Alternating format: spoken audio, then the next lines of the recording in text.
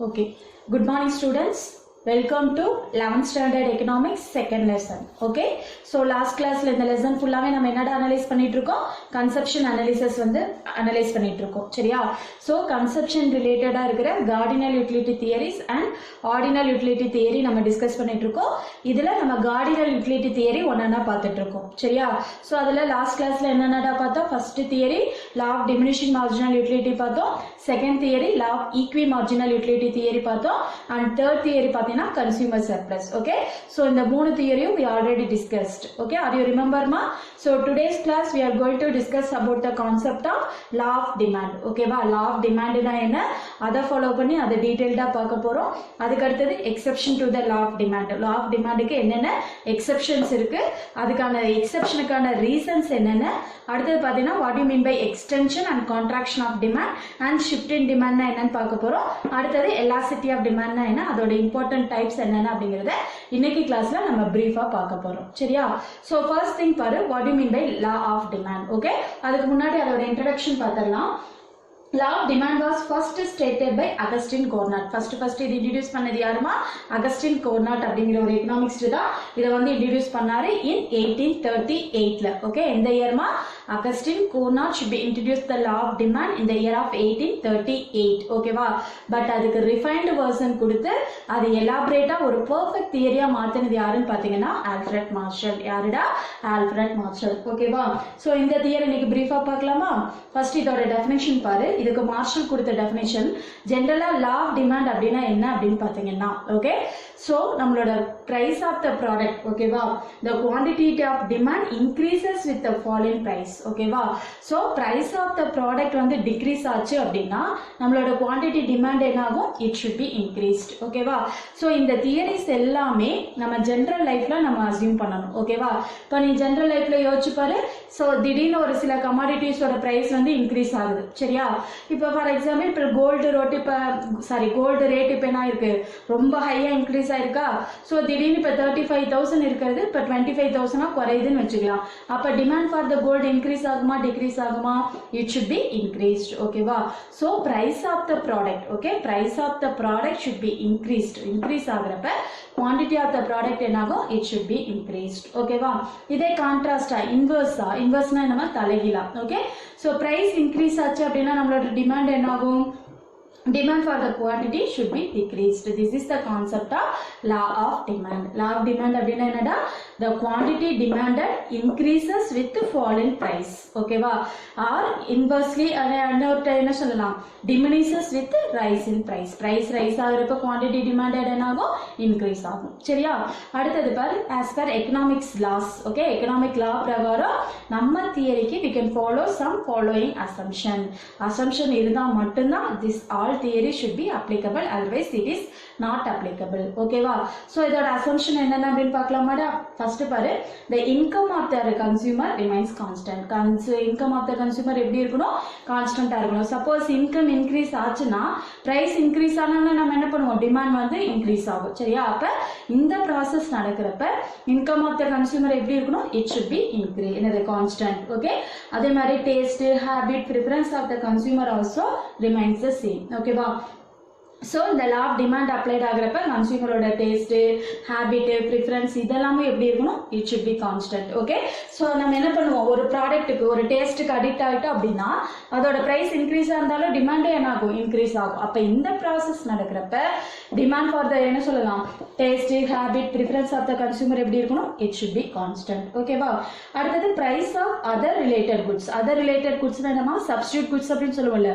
இப்போ டீக்கு பதிலாக காஃபி, ஓகே, அந்த மாதிரி சப்ஸ்டியூட் குட்ஸா இருக்கிற அந்த பிரைஸோட இது எப்படி இருக்கணும்? கான்ஸ்டன்டா இருக்கணும். ஓகேவா? இப்போ சப்ஸ்டியூட் பிரைஸோட கமாடிட்டியோட பிரைஸ் கம்மியா இருந்தது அப்படின்னா நம்ம அந்த கமாடிட்டி அதிகமா வாங்கிடுவோம். அப்ப price of other related goods also remains constant. And fourth one பாத்தீங்கன்னா there should be no substitute for the commodity in the study. இந்த law நடக்கிறப்ப எந்த ஒரு substitute என்ன பண்ணக்கூடாது? அந்த commodityக்கு வந்து புதுசா டிஸ்கவர் ஆக கூடாது. The demand for the commodity must be continuous. Demand for the product எப்படி இருக்கணும்? It should be continuous இருக்கணும். என்னது? gap விட்டு அதோட demand increase ஆகுது, decrease ஆகுது, அந்த மாதிரி எல்லாம் இருக்கக்கூடாது. Okay? Finally, there should not be any changes in the quality of the commodity. சரியா? so quality of the commodity என்ன ஆகக்கூடாது, changes ஆகக்கூடாது. சரியா? அப்படி changes ஆச்சுன்னா இந்த இது என்னாகும், it should be affected. அப்ப இந்த assumption அப்ப சொன்ன இல்லையா ஒரு 6 assumption, இந்த 6 assumption இருந்தா மட்டும்தான் the law of demand should be applicable. otherwise இந்த law of demand என்ன ஆகாது, applied வந்து ஆகாது. ஓகேவா? as per economic law. ஓகேவா? so இது வந்து ஒரு demand schedule and demand curve மூலமா நம்ம பிரீஃபா பார்க்கலாம். சரியா?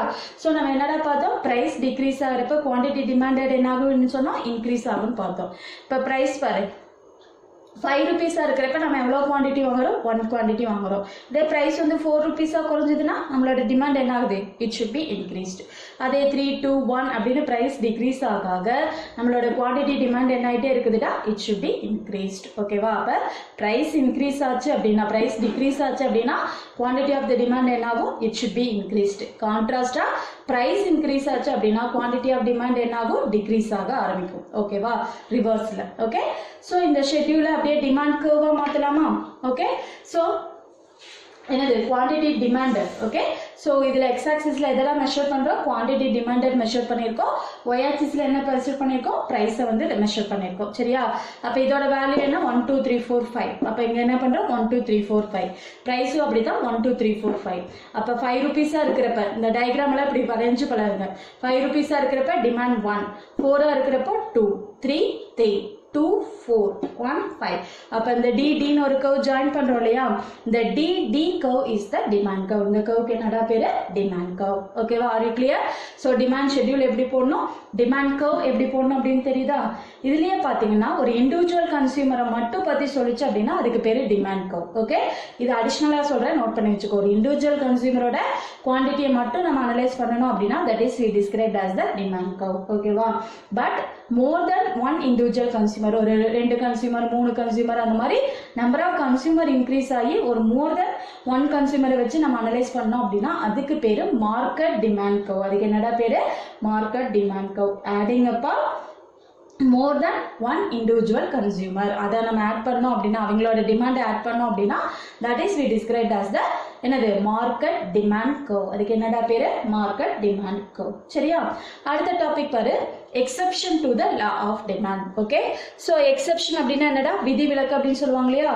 இப்ப நம்ம என்ன பார்த்தோம், பிரைஸ் டிக்ரீஸ் ஆச்சு அப்படின்னா நம்மளோட குவாண்டிட்டி டிமாண்டட் இன்க்ரீஸ் ஆகும். கான்ட்ராஸ்டா பிரைஸ் இன்க்ரீஸ் ஆச்சு அப்படின்னா குவாண்டிட்டி டிமாண்டட் டிக்ரீஸ் ஆகும்னு பார்த்தோம். This is the law of demand. But some கேசஸ்ல, ஒரு சில கேசஸ்ல என்ன ஆகும் அப்படின்னு பாத்தீங்கன்னா, இன்க்ரீஸ் ஆகிறப்ப நம்மளோட டிமாண்டும் என்ன ஆகும், இன்க்ரீஸ் ஆகும். பிரைஸ் டிக்ரீஸ் ஆகிறப்ப நம்மளோட டிமாண்டும் என்ன ஆகும், டிக்ரீஸ் ஆகும். சரியா? So this is we described as the exception to the law of demand. Okay, நல்லா நோட் பண்ணுங்கடா. பிரைஸ் இன்க்ரீஸ் ஆகிறப்ப, ஓகே, பிரைஸ் இன்க்ரீஸ் ஆகிறப்ப நம்மளோட டிமாண்ட் என்ன ஆகும், இன்க்ரீஸ் ஆகும். பிரைஸ் டிக்ரீஸ் ஆகிறப்ப நம்மளோட டிமாண்ட் என்ன ஆகும், டிக்ரீஸ் ஆகும். ஓகேவா? So that is we described as the exception to the law of demand. Okay, இப்போ அந்த டயக்ராம்ல பாரு, எக்ஸ் ஆக்சிஸ்ல என்ன கொடுத்திருக்காங்க, குவாண்டிட்டி டிமாண்டட். எக்ஸ் ஆக்சிஸ்ல என்ன, குவாண்டிட்டி டிமாண்டட். ஒய் ஆக்சிஸ்ல பாரு பிரைஸ். ஓகேவா? இப்போ நம்ம கவனி, பிரைஸ் வந்து P1 ல இருந்து P2 இன்க்ரீஸ் ஆகுது. பிரைஸ் என்ன ஆகுது, P1 ல இருந்து P2 இன்க்ரீஸ் ஆகுது. நம்மளோட கீழே டிமாண்ட் கர்வ் என்ன ஆகுது, Q1 ல இருந்து Q2 இன்க்ரீஸ் ஆகுது. Q1 ல இருந்து Q2. அப்ப பிரைஸ் இன்க்ரீஸ் ஆகுறப்ப டிமாண்டும் என்ன ஆகுது, இன்க்ரீஸ் ஆகுது. ஓகேவா? So that is we described as the exception to the demand curve. அப்ப நம்ம law of demand curve, ஓகேவா, நம்ம law of demand curve பாத்தீங்கன்னா என்னது, downward falling curve. இங்க கவனி, கீழ இருந்து மேல இருந்து கீழ வருதா, ஓகே, downward falling curve. ஆனா exception to the law of demand பாத்தீங்கன்னா upward curve. exception to the law of demand என்னடா, upward, கீழ இருந்து மேல போகும். ஏன்னா பிரைஸ் இன்க்ரீஸ் ஆகுறப்ப டிமாண்ட் இன்க்ரீஸ் ஆகும். கான்ட்ராஸ்டா பிரைஸ் டிக்ரீஸ் ஆச்சு அப்படின்னா டிமாண்ட் என்ன ஆகும், என்னது, இன்க்ரீஸ் ஆகும். ஓகேவா? பாரு, இப்ப நியூ ஈக்லிபிரியம் பாயிண்ட் பாரு, E ல இருந்து E1 இன்க்ரீஸ் ஆயிருக்கா. சோ அந்த upward curveக்கு என்னடா பேரு, exception to the law of demand. are you clear? exception அப்படின்னா என்னடா, ஒரு சில சிச்சுவேஷன்ல என்ன ஆகும், some unusual demand curve which do not obey the law and reverse occurs. A fall in price brings about the contraction of demand and rise in price result in the extension of the demand. Okay va? So price V1 and P2 increase ஆகிறப்ப demand Q1 and Q2 increase ஆகும். Okay va? அப்ப இதைத்தான் நம்ம என்ன சொல்லுவோம்? Exception to the law of demand. Are you clear da? Okay. So அடுத்தது பாரு reason. Okay va? So இந்த upwardக்காக okay நான் exception to the law of demand என்ன சொன்னேன்? Upward demand curve அப்படின்னு சொன்னேன் இல்லையா? அதுக்கான reason எந்தெந்த situationல இது வந்து upward-ஆ மாறும் எக்ஸெப்ஷனா இருக்கும் அப்படிங்கறத பார்க்கலாம். ஓகே அதுக்கு ஒரு 5 ரீசன் இருக்கு. அதுல வெரி இம்பார்ட்டன்ட் ரீசன் பாத்தீங்கன்னா கிஃபன் பாராடாக்ஸ். ஓகே அதுக்கு வெரி இம்பார்ட்டன்ட் ரீசன் என்னடா கிஃபன் பாராடாக்ஸ். ஓகேவா? சோ இப்போ கிஃபன் குட்ஸ் அப்படின்னா என்னன்னு பாரு. The given goods are the interior goods. The given goods are the interior good is the exception to the law of demand. So when the price of inferior goods fall, the poor will buy less and vice versa. Okay, given paradox. Okay va? So given paradox அப்படினா என்னன்னு பாத்தீங்கன்னா inferior goodsனா என்னடா ராகி சோளம் இதெல்லாம் சொல்லுவோம் இல்லையா இதுதான் inferior goods. Okay va? நல்லா கவனி. So very poor people பாவர்ட்டிக்கு கீழ இருப்பாங்க இல்லையா அவங்களோட ஸ்டேபிள் ஃபுட்டே அந்த மாதிரி inferior goods-ஆ இருக்கிற சிச்சுவேஷன்ல inferior goods-ஓட price increase ஆகிறப்ப demand for the product என்னாகும் increase ஆகும். கான்ட்ராஸ்டா inferior goods-ஓட price decrease ஆகிறப்ப demand for goods என்னாகும் decrease ஆகும். ஏன் அப்படின்னு பாத்தீங்கன்னா அந்த filling the resulting gap அதை குறைக்கிறதுக்காக ரைஸ் வந்து அதிகமான குவாண்டிட்டி வந்து அவங்க பர்ச்சேஸ் பண்ணிடுவாங்க. சரியா? So அதுதான் when the price of inferior goods fall the poor will buy less and vice versa. இதுக்கு எக்ஸாம்பிள் என்னடா ரைஸ் ராகி சோளம் கம்பு இந்த மாதிரி குட்ஸ் எல்லாம் reasons for the given paradox. ஓகேவா? Are you clear ma? Okay அது இல்லாம இதுல 2-3 இருக்கு அதை மட்டும் சொல்லிடுறேன். given paradox very very important. ஓகேவா? அது இல்லாம செகண்ட் ஒன் பாத்தீங்கன்னா வெப்லன் எஃபெக்ட் அப்படின்னு சொல்லுவோம் இல்ல டெமான்ஸ்ட்ரேஷன் எஃபெக்ட். ஓகேவா? So Veblen effect and demonstrate. இப்ப given paradox என்ன சொன்னேன்? வெரி புவர் பீப்புள் சொன்னேன். அதே மாதிரி given வெப்லன் எஃபெக்ட் அப்படிங்கிறது ரொம்ப ரிச் பீப்புள். ஓகேவா? ரொம்ப ரிச் பீப்புள்ல இருப்பாங்க இல்லையா அவங்களுக்கு மட்டும். சோ அவங்க என்ன பண்ணுவாங்க அப்படின்னு பாத்தீங்கன்னா இப்ப என்ன சொல்லலாம் டைமண்ட் அந்த மாதிரி குட்ஸ் எடுத்துக்கலாம். ஓகே காரு டைமண்ட் அந்த மாதிரி சோஷியல் பிரஸ்டீஜை இம்ப்ரூவ் பண்ற குட்ஸா இருந்தது அப்படின்னா பிரைஸ் இன்க்ரீஸ் ஆகிறப்ப அதிகமான குவான்டிட்டியும் ஓகே பிரைஸ் இன்க்ரீஸ் ஆகிறப்ப அதிகமான குவான்டிட்டியும் பிரைஸ் கம்மியா இருக்கிறப்ப கம்மியான குவான்டிட்டியும் பர்ச்சேஸ் பண்ணுவாங்க. சரியா? நல்லா நோட் பண்ணு. யாருமா? Rich people. Veblen has explained the exception demand curve through his doctrine of continuous conscientious consumption. Rich people buy certain goods because it gives social distinction of prestige. Okay va? So அவங்களோட social prestige improve பண்றதுக்காக அவங்க என்ன பண்ணுவாங்க? They can buy the more quantity if price rises. price அதிகமா இருக்கிறப்ப அதிகமான குவாண்டிட்டியோ price கம்மியா இருக்கிறப்ப கம்மியான குவாண்டிட்டியோ வாங்குவாங்க. அதுக்கு பேர் என்னடா? Veblen effect. ஓகேவா? அடுத்து பாத்தீங்கன்னா இக்னோரன்ஸ். ஓகே இக்னோரன்ஸ் அப்படிங்கிறது என்ன அப்படின்னு பாத்தீங்கன்னா ஃபார் எக்ஸாம்பிள் நம்ம என்ன பண்ணுவோம் இப்போ லோ ப்ரைஸா இருக்கிற கமாடிட்டி நம்ம ஜென்ரலா நம்மளோட ஒப்பீனியன் என்னடா லோ ப்ரைஸா இருக்கிற கமாடிட்டி ஓகேவா அதோட குவாலிட்டி எப்படி இருக்குன்னு நினைப்போம் கம்மியா இருக்கு எது ஹை ப்ரைஸோ அதுதான் எப்படி இருக்கு நல்ல குவாலிட்டியான குட்ஸ் அப்படின்னு நினைப்போம் ஓகே ஸோ அந்த ignorance also one of the reason price increase ஆகுறப்ப டிமாண்டு இன்க்ரீஸ் ஆகும் ப்ரைஸ் டிக்ரீஸ் ஆகுறப்ப டிமாண்டு டிக்ரீஸ் ஆகும் சரியா ஸோ எந்த சிச்சுவேஷன்ல ignorance பீப்புளோட அறியாமையினால ஓகேவா அடுத்தது பார்த்தீங்கன்னா speculative effect okay speculative effect அப்படிங்கிறது என்ன if the price of the commodity is increasing then the consumer will buy more it because of the expectation that will increase the still further stock market stock exchange எல்லாம் சொல்லுவோம் இல்லையா so அந்த stock exchange என்னாகும் future market மூவ்மெண்ட்ஸ்க்காக okay அவங்க என்ன பண்ணுவாங்க price increase ஆகிறப்ப என்ன பண்ணுவாங்க அதிகமான ஷேர் வந்து வாங்குவாங்க பிரைஸ் கம்மியா இருக்கிறப்ப கம்மியான ஷேர்ஸ் ஏன்னா ப்ராஃபிட் மோட்டிவ்காக ஸ்டாக் மார்க்கெட் ஓகேவா அடுத்து பார்த்தீங்கன்னா ஃபியர் ஆஃப் ஷார்டேஜ் இது ரொம்ப இம்பார்ட்டன்ட் ஓகே ஸோ பின்னாடி அந்த குட்ஸுக்கு ஷார்டேஜ் வரப்போகுது அப்படின்னு நமக்கு முன்னாடியே தெரிஞ்சது அப்படின்னா நம்ம என்ன பண்ணுவோம் பிரைஸ் அதிகமா இருக்கிறப்ப அதிகமான குவான்டிட்டிஸ் வந்து வாங்கி வைப்போம் சரியா during times of emergency or war people may expect shortage of the commodity and so buy more ஓகேவா so these are the reasons of the law of demand என்னடா இன்னொரு டைம் சொன்ன பாரு ஒன்னு given paradox second one Veblen effect or demonstration effect third one ignorance fourth one speculative effect fifth one fear of shortage are you clear da Okay, so next topic பாருங்கடா extension and contraction of demand and shift in demand. சரியா?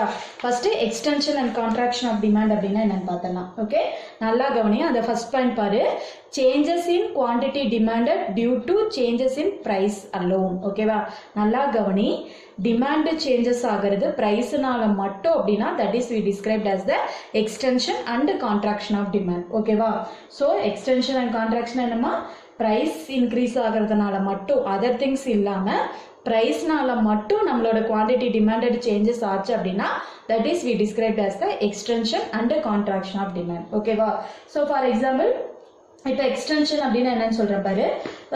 இப்போ வந்து price increase ஆகுது. ஓகேவா? Price என்ன ஆகுது? Increase ஆகுது. அப்ப டிமாண்டும் என்ன ஆகுது? அதிகமா டிக்ரீஸ் ஆச்சு அப்படின்னா ஓகே நல்லா கவனி. in other words buying a more at lower price. okay, buying a less at higher price, it is known as the extension and contraction of demand. ஓகேவா? so price changesனால மட்டும் டிமாண்ட் வந்து changes ஆச்சு அப்படின்னா அதை நம்ம என்னன்னு சொல்லுவோம்? எக்ஸ்டென்ஷன் and contraction அப்படின்னு சொல்லுவோம். சரியா? so for example இப்போ price பாரு, price வந்து பாத்தீங்கன்னா OP2 and quantity வந்து OQ2. சரியா? இப்போ price வந்து OP3 fall ஆகுறப்ப demand வந்து OQ3 increase ஆச்சு அப்படின்னா that is we described as the extension of demand. okay, price fall ஆகுறப்ப demand வந்து increase ஆச்சு அப்படின்னா that is called as the extension of demand. அதே மாதிரி இப்போ price rise ஆகுறப்ப price வந்து OP ல இருந்து OP1 increase ஆகுறப்ப நம்மளோட quantity demanded decrease ஆச்சு அப்படின்னா that is called as the contraction of demand. extendனா அதிகமாகிறது. extension அப்படின்னா என்னடா? அதிகமாகிறது. contraction அப்படின்னா என்னது? குறையிறது. contraction என்ன? குறையிறது. ஓகேவா? so இன்னொரு டைம் சொல்றேன் பாரு, extension and contraction of demand அப்படின்னா என்னமா? changes in quantity demanded due to changes in price alone. priceனால மட்டும் demand changes ஆச்சு அப்படின்னா ஓகே, அப்ப price கம்மியாகி demand அதிகமாச்சு அப்படின்னா அதுக்கு பேரு extension of the demand. price அதிகமாகி demand கம்மியாச்சு அப்படின்னா that is called as the contraction of the demand. are you clear? அடுத்த பாரு shift in demand. shift in demand அப்படின்னா அந்த செகண்ட் பாயிண்ட்ல கொடுத்திருக்க பாரு, other than price. price தவிர other factorsனால ஓகேவா? so other factors என்னென்னவா இருக்கலாம்? ஃபார் எக்ஸாம்பிள் இப்போ இன்கம் ஆஃப் த கன்சியூமர், நம்மளோட நான் என்ன சொன்னேன், price தவிர வேற ஒரு சில ஃபேக்டர்ஸும் என்ன பண்ணும்? டிமாண்டை வந்து டிட்டர்மைன் பண்ணும். சரியா? so for example கவனி, a shift of the demand curve occurs with the changes in the variable other than a price, in it is called as the general demand function. so an increase or decrease in demand due to the changes condition of demand shown by the shift of the demand curve. அப்ப shift of the demand curve னா என்னமா? price தவிர other factorsனால okay, other factors என்ன இருக்கலாம்? இப்போ நான் already சொன்னலையா, அசம்ஷன்ல பார்த்தோம் இல்லையா, income of the consumer, taste and preference of the consumer. So இதெல்லாம் சேஞ்சஸ் ஆச்சு அப்படின்னால நம்மளோட டிமாண்ட் சேஞ்சஸ் ஆகும். சரியா?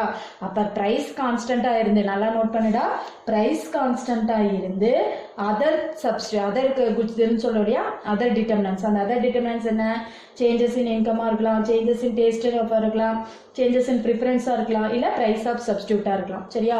ஸோ இதுல ஏதாவது ஒன்று சேஞ்சஸ் ஆகி நம்மளோட டிமாண்ட் சேஞ்சஸ் ஆச்சு அப்படின்னா that is we described as the shift in demand. இப்போ எக்ஸ்டென்ஷன் அண்ட் கான்ட்ராக்ஷன் என்ன? shift in demand என்னன்னு தெரியுதா?